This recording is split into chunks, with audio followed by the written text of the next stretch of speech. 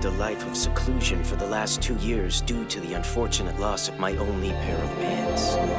But ever since I learned about the missing Neats, who I see as my fellow compatriots, I've become inspired to do whatever it takes to solve the mystery of their disappearance from within these walls, and I vow to never see the sun again until it's finished. So tell me the truth, are you here trying to trick me?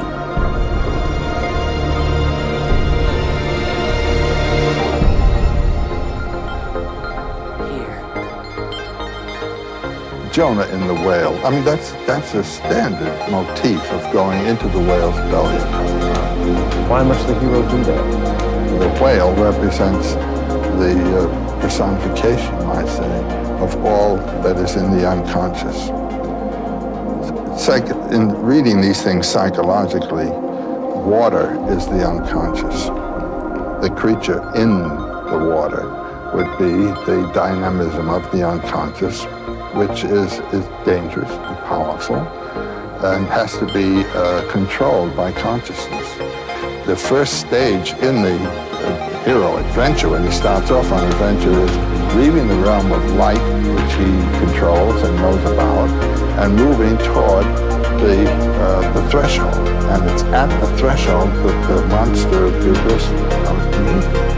And then there are 2 or 3 results. One, the hero is cut to pieces and descends into the abyss in fragments to be resurrected, or he may kill the dragon power, as Siegfried does when he kills the dragon, but then he tastes the dragon blood. That's say he has to assimilate that power.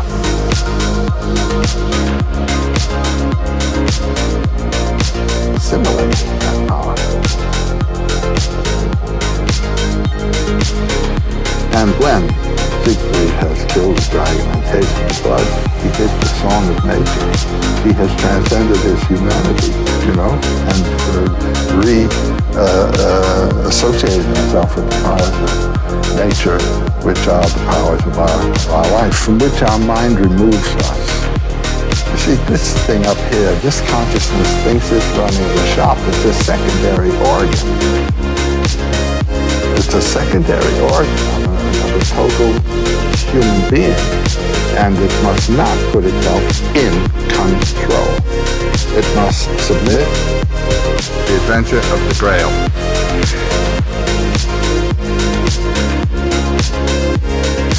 As he starts out in quest of his mother, what he actually finds is the castle of the Grail. Now this is a very interesting adventure, the Grail Castle. The Grail Castle is not a church. It's a castle. This is not a priestly, it's an aristocratic affair. The carrier of the Grail is not a male, is not a priest. It's an absolutely perfectly chaste virgin. And she is accompanied by a little company of virgins. So that the people performing the functions are people properly eligible for them in this tradition, which is exactly the opposite to what Wolfram saw in the church. The scandals of the clergy in the 12th century were perfectly well known to everybody. Saints and everybody else were complaining about the way the clergy was behaving. And Pope Innocent III calls them a sty of pigs. So there was a certain reason for a challenge to all this. Here is the way the adventure of the Grail Castle begins. This knight is trotting along. By the way, he always lets the horse guide him. He never guides the horse. The horse represents the dynamics of the unconscious, of the psyche, of the nature, and the conscious guide is acquiescing in whatever the horse did, and it's the horse that carried him all to the proper castles all the way. He comes to a pond, and this is the very famous motif of the Fisher King. He comes to a pond where 2 men are in a boat, fishing.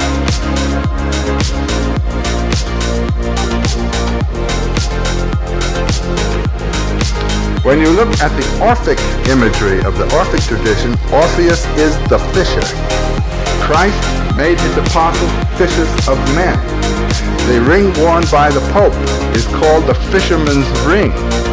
I shall make you fishers of men. It is the spiritual principle going down into the unconscious waters to pull souls or beings out of the unconscious state into the realm of the light. So here is the fisher king. He is the maimed king. He is exactly the grail king who I've already spoken about, who has been maimed. He cannot walk. He is in great pain, and he simply, this is the only thing he can do, is sit in a boat fishing. Christ, the maimed king, fishing for us all.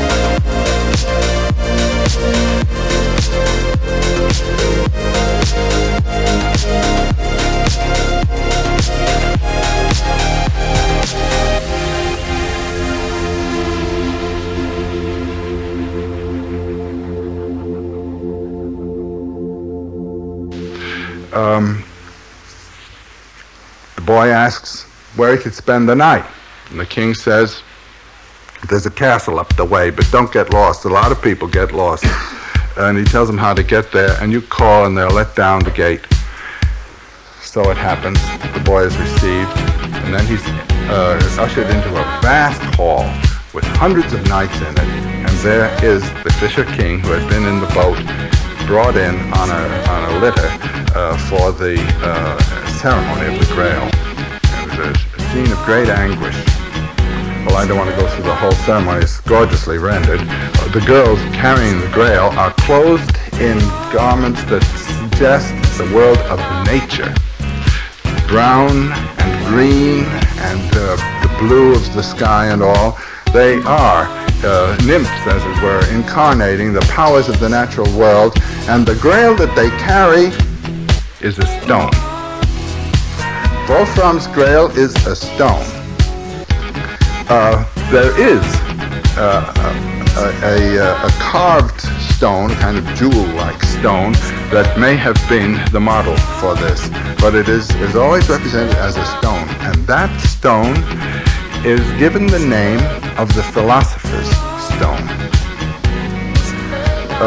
Now, the philosopher's stone is that alchemical marvel which can transmute gross into subtle matter, can transmute primal filth into gold. It can transmute the life of the world into the golden life of the spirit. That's what the grail can do. Furthermore, it is a vessel, as it were, that will give to everyone what he asks for. It is the inexhaustible vessel of plenty, which is the symbol of that spiritual conduit that carries the inexhaustible of the eternal into the inexhaustible forms of temporal world. There is a sloka in one of the Upanishads that says, from that inexhaustible, this inexhaustible.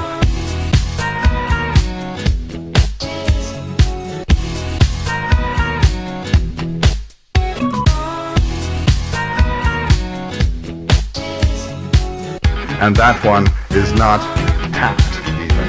It cannot be exhausted. And the grail is the source through which this comes. So there's a wonderful feast provided by the grail, everyone receiving just what he wants.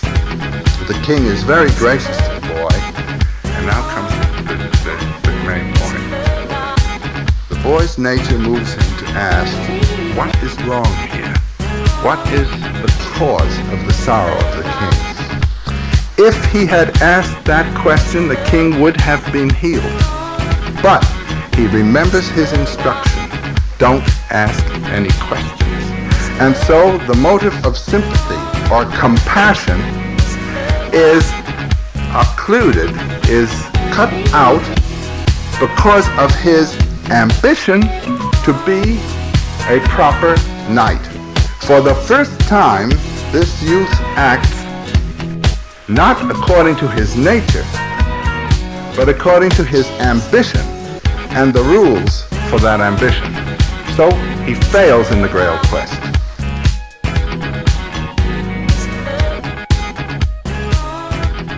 Everyone is very polite to him. He goes to his room. When he wakes up in the morning, it's an empty castle. And he goes out, gets on his horse, which is left there, saddled and everything, with his lance beside it. And as he rides over the bridge is suddenly drawn, and a voice cries after him, "Go on, you goose." And off he goes, wondering what he did wrong. He has failed because he has obeyed the rules of the day instead of the order of his nature. Now that's the whole crux of the Grail problem. Now how does he get back again? The rule of the Grail castle is once you have failed, you get no more chances. The rule of the castle is you must spontaneously do the thing that was to be done, namely ask the question of compassion. Instead of holding yourself according to the rules of life as represented by the society, you must act according to nature. The enchantment which is to be broken is the enchantment of the social order. Well, there's a rather amusing scene that follows. He rides away, he is desolate, and he comes to a forest where he camps. Arthur is caught, meanwhile, has gone forth to find who this fellow is that's sending all these knights in whom he has defeated, and they're camped not far away. A hawk flies from, they are falconing out with falcons, and one of the falcons flies away and goes to where Percival is. Next morning there's snow on the ground. The falcon flies after a goose, and a flying goose, and it strikes it, and the blood of the goose falls on the soil. And when Percival sees the blood, he's on his horse, sees the blood on the soil, he becomes infatuated with it. It reminds him of the red cheeks of his Conduiramore on the snow-white body. So he's in meditation on Conduiramore, his wife, when the court wakes up and sees this strange knight out here. 3 knights ride at him as he's standing there, and he's so lost in contemplation he doesn't even know they're coming, but his horse does. And just automatically he pulls his lance off, and the knight come after him is knocked to pieces. Finally, Gawain comes and sees him. He thinks perhaps he's in love. I've been in love a lot of times, and that's the way people behave that way. So he just took a little silken scarf and threw it over the blood, and Percival comes out of it, looks at him, and is very graciously greeted and brought to court. They have a great celebration for him there. And while he is being welcomed in the Arthurian court, the Grail messenger comes. Kundry, Wagner's Kundry. She abuses him as the worst scoundrel in the world, abuses the whole court for having received him, and he departs in shame, and he renounces God, because he thought he was behaving as a knight of God, and God had rejected him. So he says to Gawain, his companion, when Gawain wishes him well and Godspeed, he says, "I have nothing to do with God, and you better hadn't either. Think more of women than of God," and off he goes with that. So, as an outcast from the church, self-outcast from the whole system, social, religious, and everything else, he wanders for 5 years in the desert. Meanwhile, Gawain starts on his quest, not knowing he's on it, to release the castle of marbles, the castle of maidens, the castle of women. This is a transformation into a medieval form of the old image of the Isle of Women, which is a very important motif in Celtic romance. It is the Isle of the Dead, and anyone who goes there can't return. Well, Gawain is riding along, and he comes to a spring beside which a beautiful woman is seated, the Orgelus. Now, he's the philanderer of the world. He sees this woman, and he says, "Do you mind if I stay a while? You are absolutely the most beautiful thing I've ever seen." And she says, "Well, I certainly know I am the most beautiful thing you've ever seen, but I don't appreciate compliments from idiots. Go on, the further away you are from me, the better." Well, he says, ready or not, I am your servant. You maltreat me or treat me nicely. You are handling your property. I'm it. And she sends him on a number of terrible adventures, always telling him that each one's going to be worse than the last, and indeed it is. But he comes out of it in pretty good case. The final adventure she gives him is to get that castle back, to disenchant the castle. Well, he starts this adventure of disenchanting the castle. I'm telling you this because of what the prime adventure is. The prime adventure to disenchant that castle is to survive the ordeal of the perilous bed. In full armor, he must sleep a night on this bed. Well, it doesn't sound too difficult, except that he comes into this great marble room, and in the middle of it is the perilous bed. And he tries to walk on the marble, and he's slipping in his armor with his shield and everything else. And every time he touches the bed, it runs away. And he touches again, and it runs away in another direction. Finally, he decides to jump on the thing, and indeed he does. In full armor, plop on the bed. And no sooner does he do that, then it starts bumping around and hitting all the walls. And then suddenly, a lot of arrows come in on him, and he's got the shield, and then a lot of bolts. And one thing, when Heinrich Zimmer was interpreting this, he gave it the interpretation that stays in my mind. He says this is a symbol of the feminine temperament as experienced by the male. But Gawain has had a good deal of experience of this temperament, and he knows how to stay with this bed. No matter how irrational and arbitrary the whole thing seems, he's perfectly willing to acquiesce in whatever it wants and does. And finally, indeed, he's been terribly wounded by all kinds of lions that have pounced on him and everything else. And finally, in a state of complete exhaustion from all that's happened, he seems to be dead. And then the door opens, and the little girl peeks in and wonders if the knight is dead. And she holds a bit of feather to his nostril, and there's just a little trickle of air coming in and out, so he's alive. Well, the girls rescue him, and as Zimmer says, if you can survive the ordeal of the perilous bed, the glory of womanhood comes to you in all kinds of wonderful ways. And so it did to Gawain. Well, it was through this act and a number of other great deeds, but this is the key one, that he released the enchantment of the Castle of Marbles. So he's now won his woman, Olga Luz, and there's going to be a marriage. To get back to our main hero, Percival, he has renounced God. He comes in the course of his strolling to a hermitage. The hermit is not an ordained priest. He is the brother of the Grail King, who has simply gone into the forest to practice the life of meditation. Now I must tell you that at this time, in the 12th century, late 12th century and early 13th, there was a very great monk named Joachim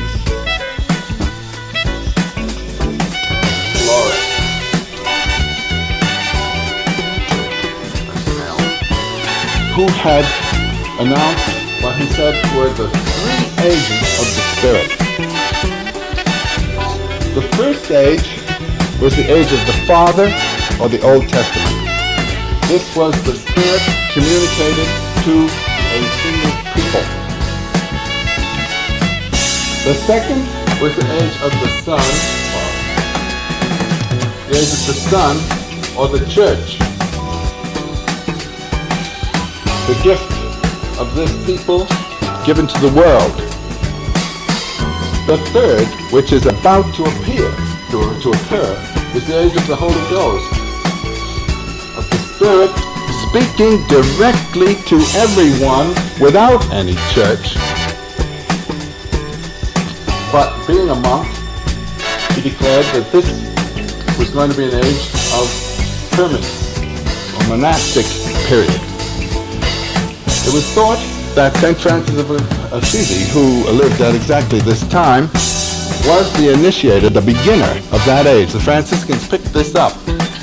And so the idea of the hermit life as the life that is going to supplant the life of the church comes in as a dominant motif in this period.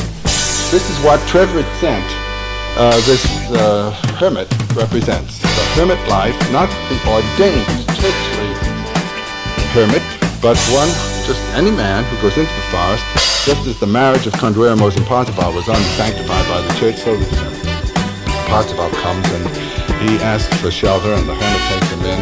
The hermit gives him comfort, and Percival says, well, I just have to tell you, I hate God. I despise God. He's been evil. So the hermit says, and here's the great new doctrine for the church, don't be an idiot. He says, God has love in response to love, and hatred in response to hatred. If hatred is all you've got to give, hatred is all you're going to get. And if love is what you have to give, love is what you will get. And then he says, now read the old stories with a new eye. This pleased me.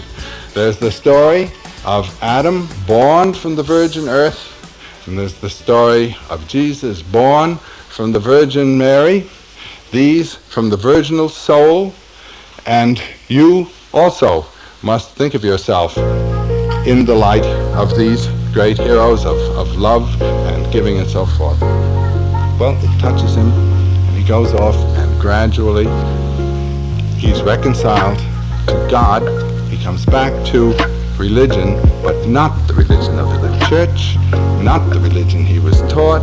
It's a total transformation, the direct communication of the individual to God. Well, I don't want to go on with the rest of this. It goes on and on and on, more than to give you the final touch. There is a great wedding in Gawain's castle. He's going to marry the Overlose, and Percival is there, but his wife Conduermos isn't. And the text says there were pavilions, there were plenty of girls available, and he's looking around, and everybody has his girl, and there would have been plenty for him too, but he's thinking of Conduermos, and he thinks, when my heart is there and my eyes are here, there is a sort of disequilibrium. I will take my eyes away. So he goes riding away from this wonderful party because of his integrity of love for Conduermos. By the way, Trevor Sender told him you can't go back to the Grail Castle once having made a mess of it. He said, I am going back, and I am going to get it. The rules are it'll happen only once. Percival says, I'll get it anyhow. And having ridden away, he encounters coming toward him a glorious Oriental knight. Now I must tell you that this Oriental knight is his half-brother. Percival's father had an Indian, a Hindu wife before he married Percival's mother, and his son by her was this knight who was coming to him, whose name is Fairface. The two meet. They don't know who they are. This is the brother battle motif. They are in fierce combat. Neither has ever met such a knight before. When Percival's sword breaks, and the pagan knight says, well, there's no honor to me for killing a man without a sword. So he throws his own sword away, and the two sit down to rest. The Muslim says, what's your name? And Percival says, why should I tell you my name? And Fairfish, who's older than he, says, well, I'll tell you mine first. My name is Fairfish. And Fairfish the Angevin, and the Angevin, rather. And Percival says, well, I'm the Angevin. Well, then they find they have probably have the same father. They remove their helmets, and the descriptions that they have heard of each other match. So they come back to the castle. Before they come back, Fairface says, why don't you come see my army? I've got a terrific army here of 98 different nations. None speaks the language of any other, and he's quite an Oriental boy. And Percival says, well, the castle of Gawain's just around the corner here, and Fairface says, are there any women there? And Percival says, there sure are. So they go. Now the thing about Fairfish is that his complexion is mottled of black and white, which no one has seen such a complexion before. So when he arrives, he becomes the idol of all the women. Percival says probably because of his complexion. And, well, one way or another, because of the integrity of Percival's love for Moors, which took him through this whole affair, the Grail messenger comes again and says, you are eligible for the Grail castle. The integrity of his character had changed the rules of the Grail castle. When Trevisan hears of this, he says, by your human act, you have changed the mind of God.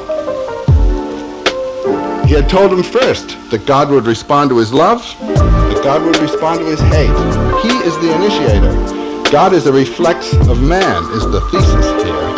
And, well, Kundry says, bring your friend here along with you, and the two of them go to the Grail castle together, and the king is healed of his wound, but the king is no longer eligible. It's Percival who becomes eligible for the Grail position without the wound.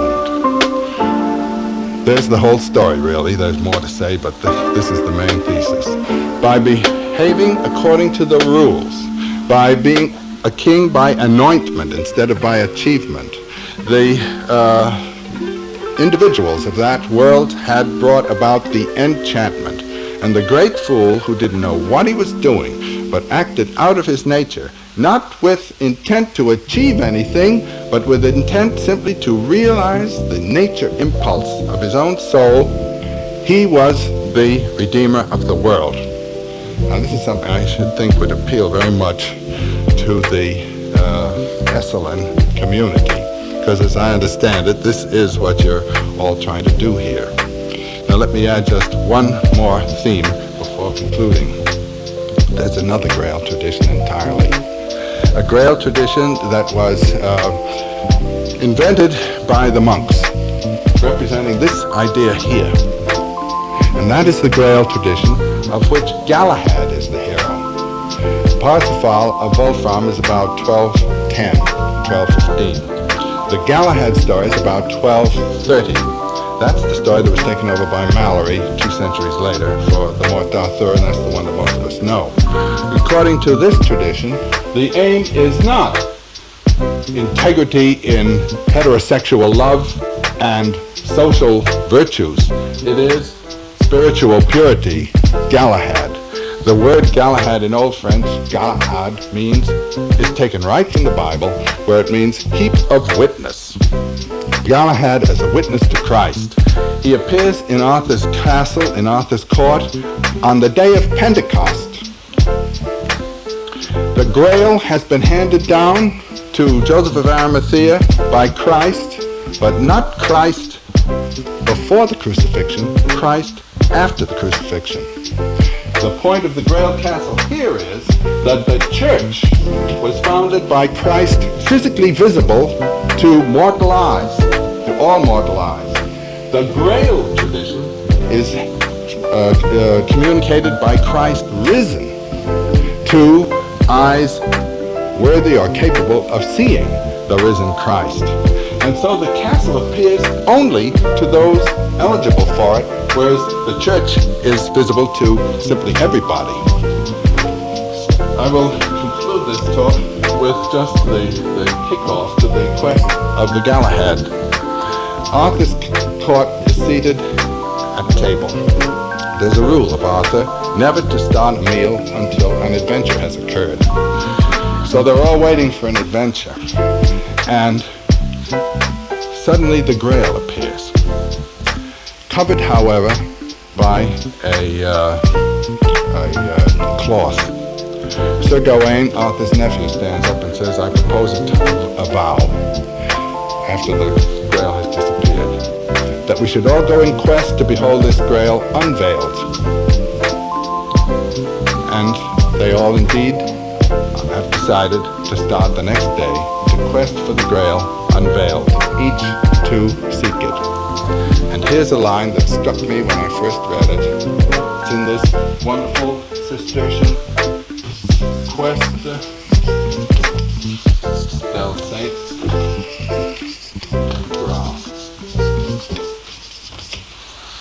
The line is this. They thought it would be a disgrace to set forth in a group. Each entered the forest at that point which he had chosen, where it was darkest and there was no way or path. Because where there is a way or path, it is someone else's path, not yours. In the course of that quest, whenever one of those knights saw someone else's track and thought he's getting there, followed it, he went astray entirely.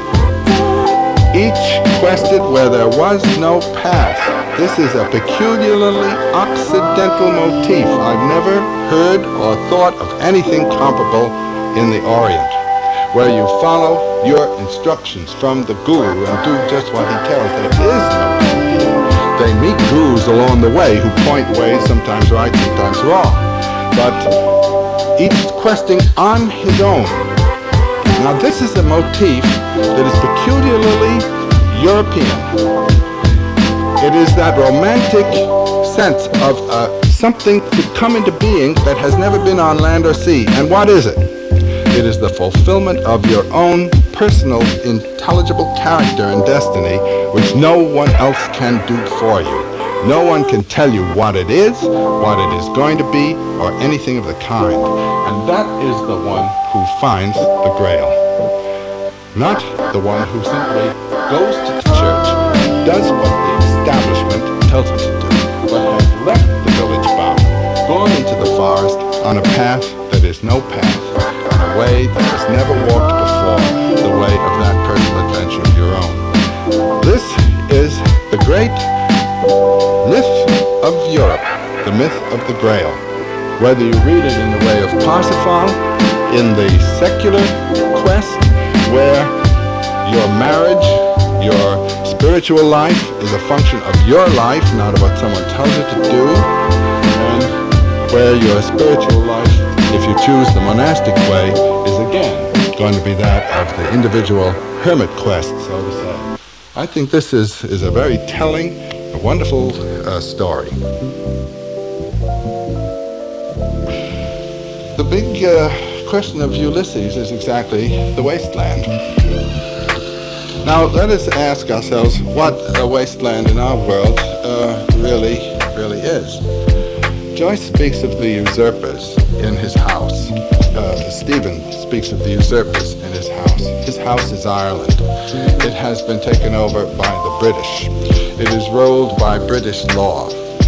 There's a wonderful little scene in the very first chapter where these three boys, Stephen and Buck Mulligan and Haynes, the Englishman, are at a table in that Martello Tower where they live. A little Irish woman comes in with the milk. Haynes is an Englishman over there to get his PhD studying Irish folklore, so he speaks Gaelic.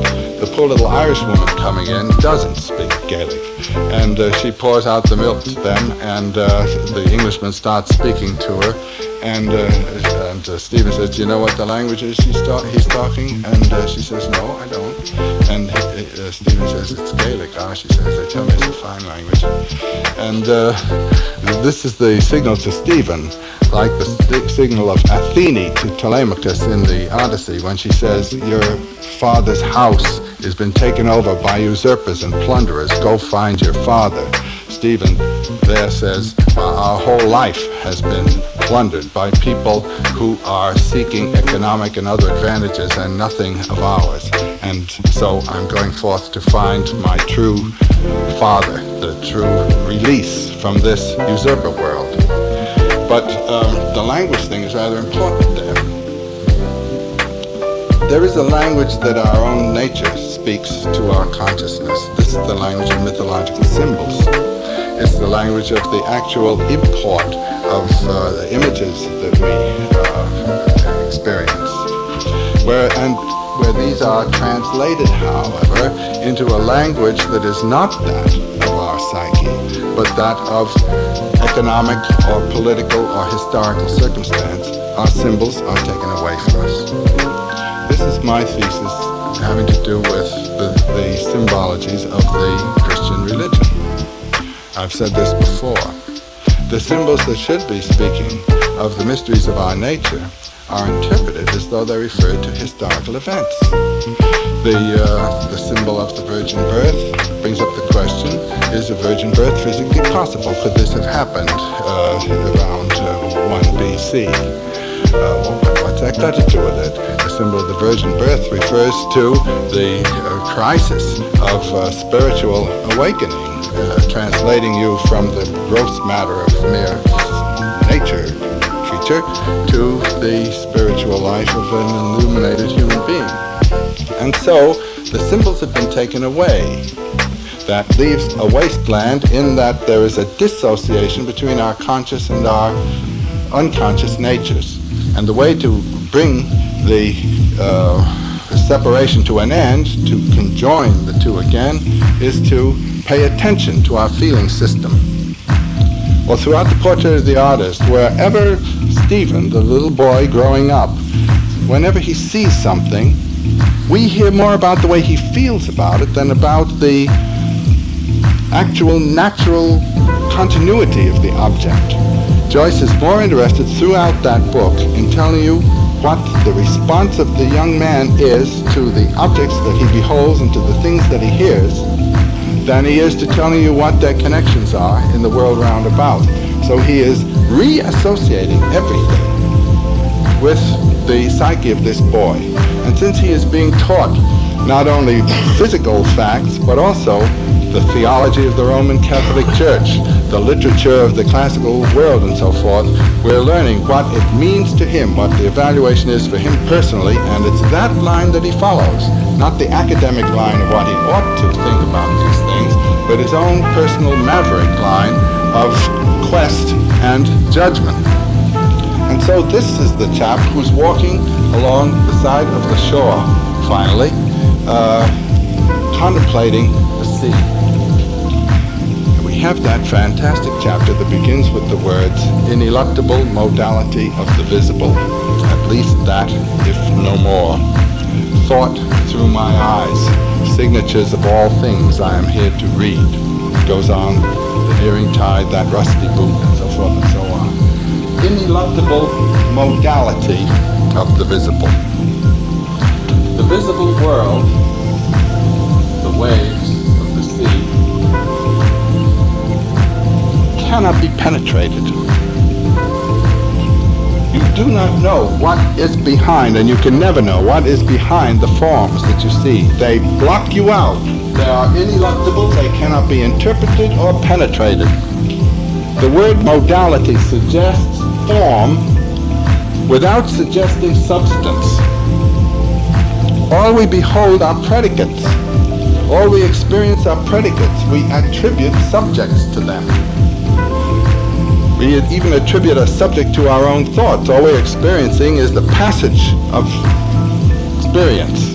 We attribute continuities and subjects and so forth. So Stephen is trying to penetrate this wall to come to what Schopenhauer, Kant calls the Ding an sich, the thing in itself, the substance problem. But he says, ineluctable modality of the visible, at least that, if no more. Is there a substance? It is at least ineluctable. Then he shuts his eyes and he hears himself walking, cracking shells as he walks on the beach. These shells are that from which life has departed. All that we experience are the shells. The life moment is not what we're experiencing. We experience the effects of a life that has been just past a quarter of a fraction of a minute before, of a second before. And then he says, this sound that comes to me is the ineluctable modality of the audible. We see and we hear. Then he opens his eyes and he sees two midwives come down. He knows the old ladies. They're coming down, and one of them is carrying a bag. And he thinks, what is she carrying in the bag? Some misbirth with trailing navel cord? Then he thinks that the navel cord as representing or symbolizing causality. Each leads you back to your cause, your mother, and so forth, which leads us back all the way to Eve, who had no navel because she had no mother. So she's the end of the line. And then he says that's why mystic monks gaze in their navels. And then he thinks of the navel as being a telephone mouthpiece, and the cord, cable line going back to Eve, and he says, hello, Kinch here. So, space, the ineluctable modality of the visible, time, the ineluctable modality of the audible, causality, the causal chain. These are exactly what Kant and Schopenhauer called the forms of sensibility, the a priori forms of sensibility which shut us around and shut us out from the experience of the transcendent, if there is such a thing. Then he looks and he thinks of that question mark there. Out on the waters is a boat with men grappling for something. What they're grappling for is a drowned man who's going to come up on the ninth day or something like that. That drowned man symbolizes the mystery of the substance behind the waves. This is an alchemical idea. The drowned king, the king drowned in the water, calling to be rescued. Now everybody that we look at, we are separated from, as Stephen was separated from the drowned man. How are we going to break that separation? Is there really a separation? Is there a separation simply an effect of space, time, and causality thinking? Does it really exist? Now these terms that Joyce uses for these, what he calls the Nebeneinanda, the Nacheinander, are from Schopenhauer. That's Schopenhauer's language for this mystery. So I'm going to use Schopenhauer, and Joyce uses him also, to speak about this question. Are we really separated from each other? Schopenhauer asked this question: how can it be that a human being can respond to the pain of another as though it were his own, and at the risk of his own life, forgetting the saving of himself, go to save that other? I think of this when I see on television the choppers, those boys going out to rescue chaps that have been shot down, forgetting themselves altogether in that act. Schopenhauer says this is against nature. The character of nature is to defend yourself. And yet, here is this compassion, this experience which makes one forget oneself, and one can do this spontaneously as though it were oneself. Schopenhauer asks, how is this possible? And his answer is that it's possible because, in fact, that other and you are one. That the separation is illusory, and your deepest nature knows this other. Compassion is therefore the metaphysical experience. It is an experience of your identity with the other. That is what I was talking about earlier when I spoke of pity. This is what Joyce means by pity. So Stephen is sitting here or walking here by the sea, and he thinks of the drowned man out there in the sea, and he thinks, would I have risked my life to save him? Now the character of Stephen throughout the first half of the book, and the character of everybody in the Ulysses, is self-protective. They're all protecting themselves all the time. Each is enclosed in a ring.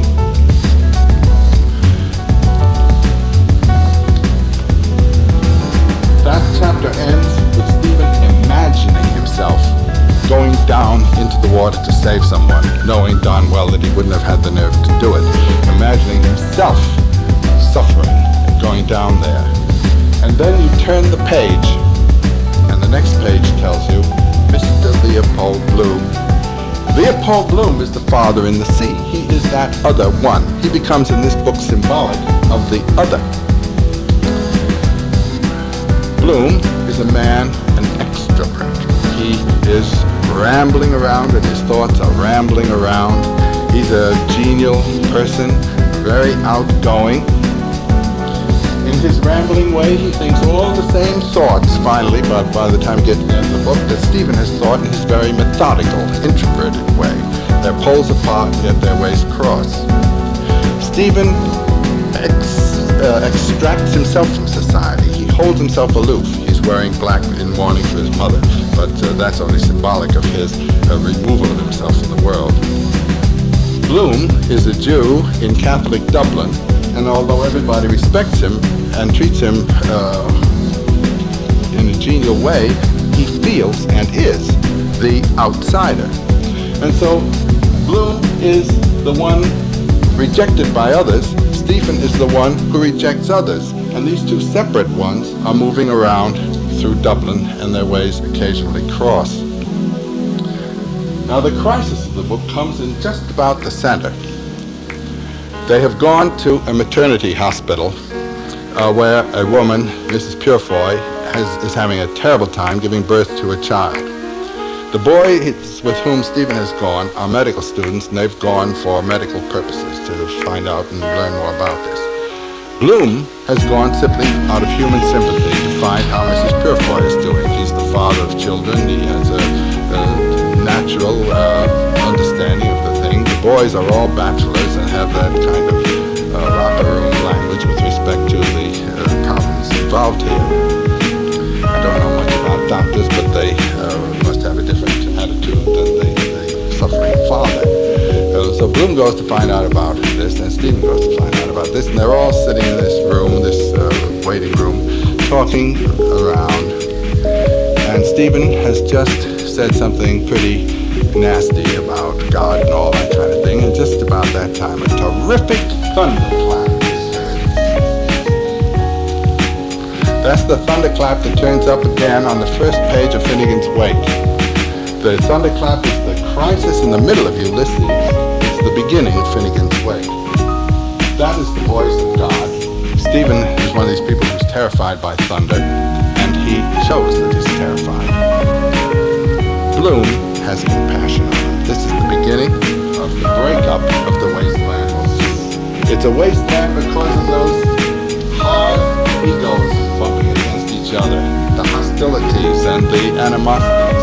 And this cracks Stephen, frightens him, and Bloom tries to console him. It's the beginning of a relationship between Bloom and Stephen. Bloom has lost a son, a little boy, and Stephen might well take his place in a certain way. Bloom's fatherly attitude goes to Stephen. Well, then when they leave the hospital, they go into the brothels, and Bloom follows to protect Stephen, who he thinks is with a bad bunch. And he loses them. They go into a certain place, and Bloom is hunting for them. And he hears somebody playing a piano in one of these houses, and guesses that's probably it, and goes in.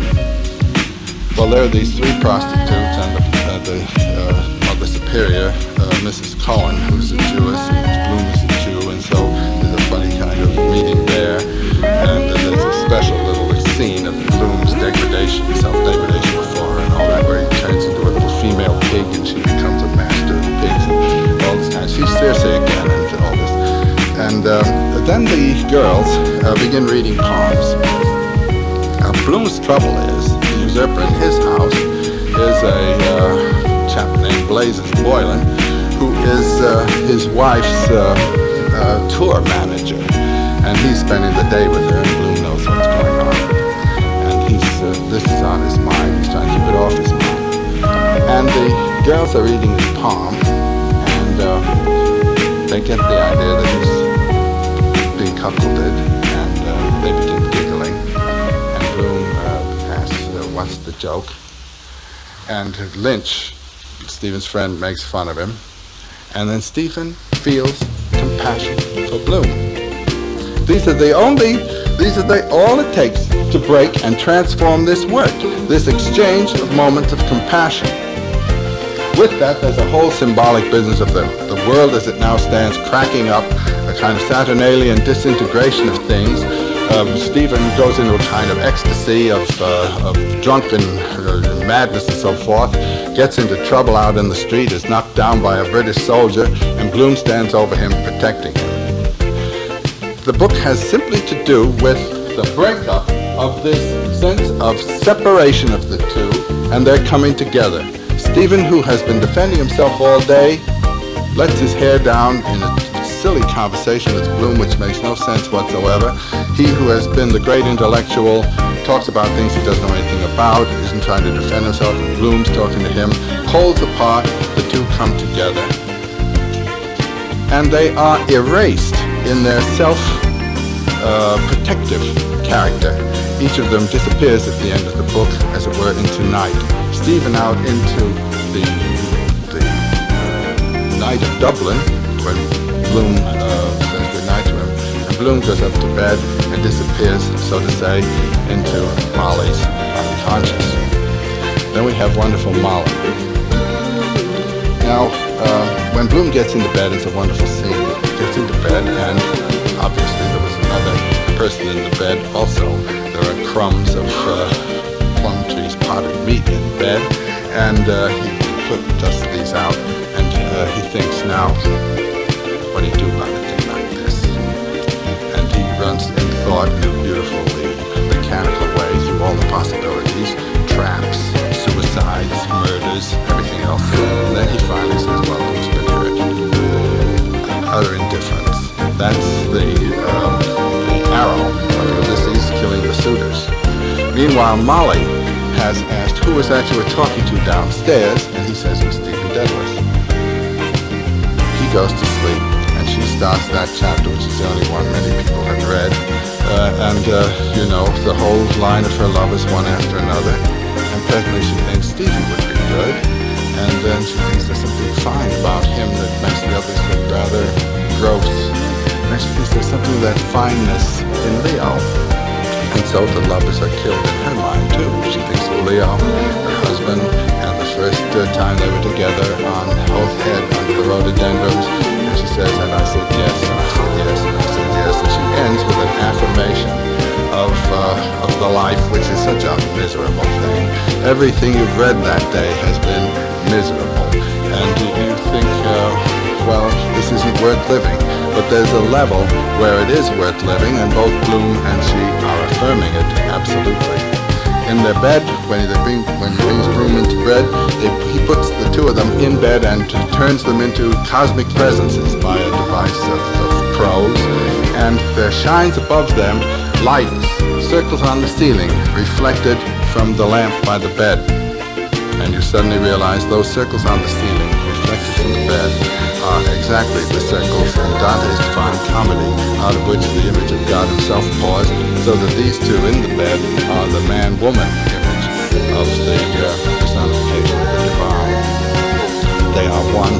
Stephen is one with them, and the whole thing is resolved in a suggested oneness, which comes actually into being in Finnegan's Wake, where all the characters are one character, where all the women are Anna Olivia Plurabelle in her various aspects, all the men, HCE, whose initials mean here comes everybody, in character, and the two together constitute that man-woman unit, which is the image of God on earth. Joyce had this whole series of works, the portrait, Ulysses, and the Finnegan's Wake in his mind at once. By the time he sat down to write the portrait of the artist as a young man, there's every evidence of this. The same motifs run all the way through, and what it shows is actually how a naturalistically interpreted life carries underneath it all these mythological motifs that we've been detecting round about.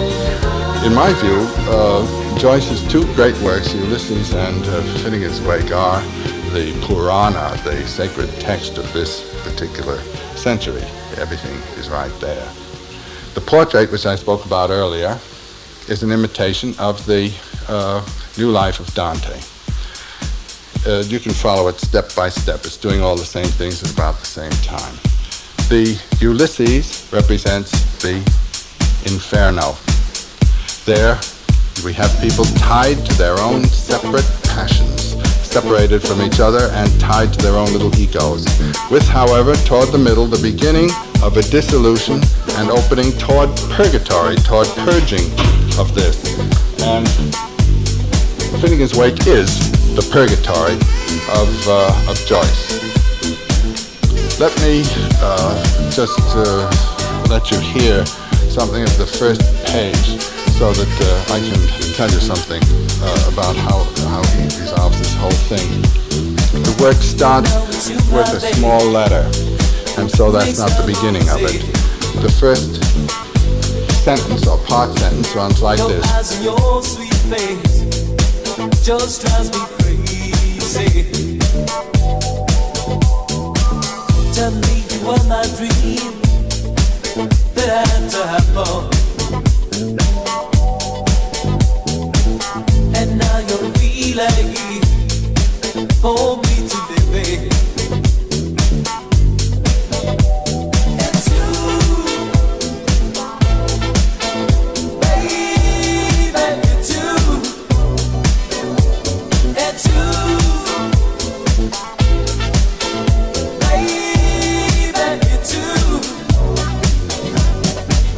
Really got to make you smile, make you feel all deep inside. I love you. Got to show you who I am. No, I feel the rain, you man. It's you. I just wanna say I love you. Come on, baby, let me show you. I just wanna say I love you. Come on, baby, let me show you. You know it's you, my baby, who makes love easy. Your eyes and your sweet face just drives me crazy. Take me to my little dog, who makes me feel so wonderful. Got to show you who I am. You know I feel real, you man. It's you, baby, you too. It's you, baby, you too. It's you, baby, you too. It's you,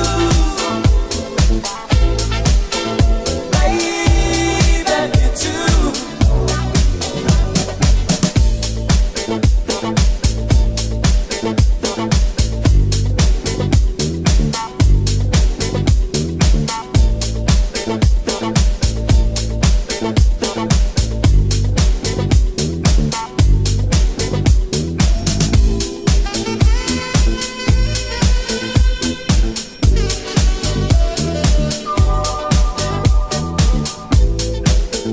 River run past even Adams from Swerve's short bend of bay brings us by commodious speakers of recirculation back to Holt's castle and environs.